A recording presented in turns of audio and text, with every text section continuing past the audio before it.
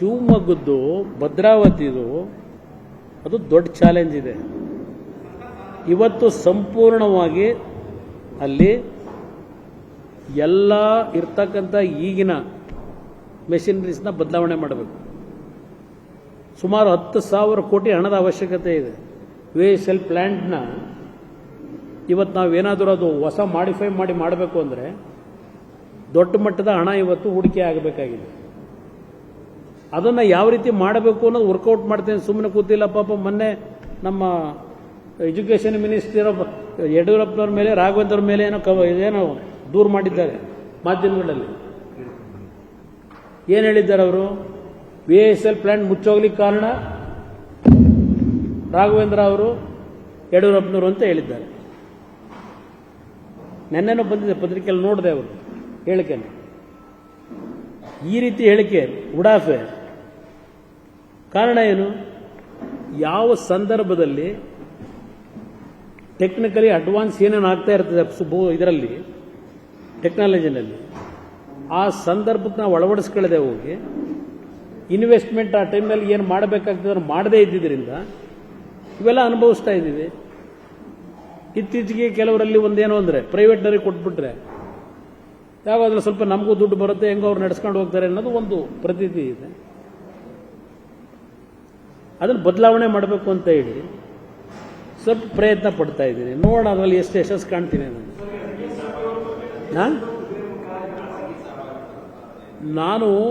ನಮ್ಮ PSUಗಳದ್ದು ಇತಿಹಾಸ ಇದೆ ಕೆಲವು.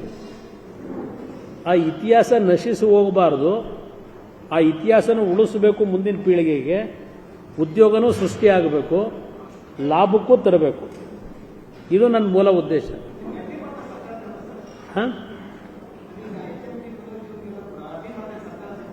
ಅಲ್ಲ, ಈ ಲ್ಯಾಂಡ್ ವಿಷಯದಲ್ಲೇ ತಕರಾರು ತೆಗೆದ ಕೂತಿದಾರಲ್ಲ.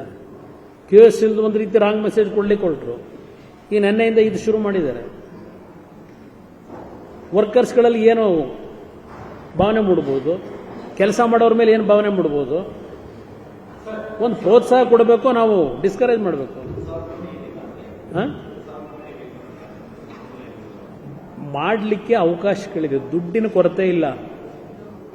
ನಾವು ಯಾವುದೇ ಕೆಲಸ ಮಾಡಲಿಕ್ಕೂ, ನಾನು 2 ಬಾರಿ ಮುಖ್ಯಮಂತ್ರಿಯಾಗಿ ಕೆಲಸ ಮಾಡಿದ್ದೇನೆ, ದುಡ್ಡಿನ ಕೊರತೆ ಇರಲ್ಲ. ನಾವು ಯಾವ ರೀತಿ ಹೊಂದಿಸಬೇಕು ಅದು ಮುಖ್ಯ ನನಗಿಲ್ಲಿ. ಈಗ 25,000 ಕೋಟಿ ರೈತರ ಸಾಲ ಮನ್ನಾ ಮಾಡಿದೆ ರಾಜ್ಯ ಸರ್ಕಾರದಲ್ಲಿ. ಮಾಡೋಕ್ಕೆ ಸಾಧ್ಯನೇ ಇಲ್ಲ ಅಂದರು, ಮಾಡಿ ತೋರಿಸಿದ್ದೀವಿ. ಇದು ಅಷ್ಟೇ ಕಷ್ಟ ಇದೆ, ಸುಲಭ ಇಲ್ಲ. ಯಾಕೆಂದರೆ ನಾನು ಫೈನಾನ್ಸ್ನ ಇಲಾಖೆನ ಒಪ್ಪಿಸಬೇಕು, ಮಂತ್ರಿಗಳನ್ನ ಒಪ್ಪಿಸಬೇಕು, ಪ್ರಧಾನಮಂತ್ರಿ ಒಪ್ಪಿಸಬೇಕು, ಮತ್ತಿನ್ನು ದೀಪಂ ಅಂತ ಹೇಳಿ ಡಿಸ್ಇನ್ವೆಸ್ಟ್ಮೆಂಟ್ನ ನೋಡ್ಕೊಳ್ತಕ್ಕಂಥ ಒಂದು ಹೆಡ್ ಇದೆ, ಅದೊಂದು ಇಲಾಖೆ, ಅವ್ರನ್ನ ಕನ್ವಿನ್ಸ್ ಮಾಡಬೇಕು. ಒಂದೇ ಸಲ ಆಗಲ್ಲ ಇವೆಲ್ಲ. ಬಟ್ ನಾನೇನು ಕೈ ಹಾಕಿದ್ದೇನೆ, ಒಂದು ಸಕ್ಸಸ್ ಮಾಡಿದ್ರೆ ಆಟೋಮೆಟಿಕಲಿ ಆಗ ಅವ್ರಿಗೂ ಒಂದು ಕಾನ್ಫಿಡೆನ್ಸ್ ಕ್ರಿಯೇಟ್ ಆಗುತ್ತೆ. ಇಲ್ಲಪ್ಪ ಇವನೇನೋ ಮಾಡ್ತಾನೆ ಅಂತಕ್ಕಂಥ ಎಲ್ಲ ಒಟ್ಟಿಗೆ ಹಾಕೋದಕ್ಕಿಂತ ವಿಷಯಗಳು ಕಲೆಕ್ಟ್ ಮಾಡ್ತಾ ಇದ್ದೀನಿ. ಆದರೆ ಇನ್ನೊಂದು ಸದ್ಯದಲ್ಲೇ ಒಂದು ವಿಷಯದಲ್ಲಿ ಗುಡ್ ನ್ಯೂಸ್ ಕೊಡ್ತೀವಿ. ಅದು ಬೇಡ, ಈಗ ಸದ್ಯಕ್ಕೆ ಬೇಡ, ಹೆಸರು ಹೇಳೋದು ಬೇಡ. ಈಗೆಲ್ಲ ಒಂದು ಲೆವೆಲಿಗೆ ತಂದಿದ್ದೀವಿ.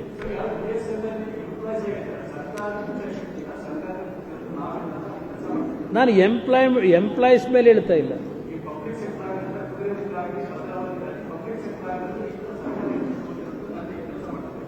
ಈಗ ನಾನು ಆ ಒಂದು ಕಂಪ್ಲೇಂಟ್ ಇದೆಯಲ್ಲ, ಆ ಕಂಪ್ಲೇಂಟ್ನ ಹೋಗಲಾಡಿಸಬೇಕು ಅಂತಲೇ ಇಂಟ್ರೆಸ್ಟ್ ತಗೊಂಡು ಓಡಾಡ್ತಾ ಇದ್ದೇನೆ. ಅದಕ್ಕೋಸ್ಕರಲೇ ಓಡಾಡ್ತೇನೆ. ಕನ್ನಡಿಗರ ಮೆಚ್ಚಿನ ನಿಮ್ಮ ನ್ಯೂಸ್ 18 ಕನ್ನಡ ಈಗ ವಾಟ್ಸ್ಆಪ್ನಲ್ಲಿಯೂ ಲಭ್ಯ.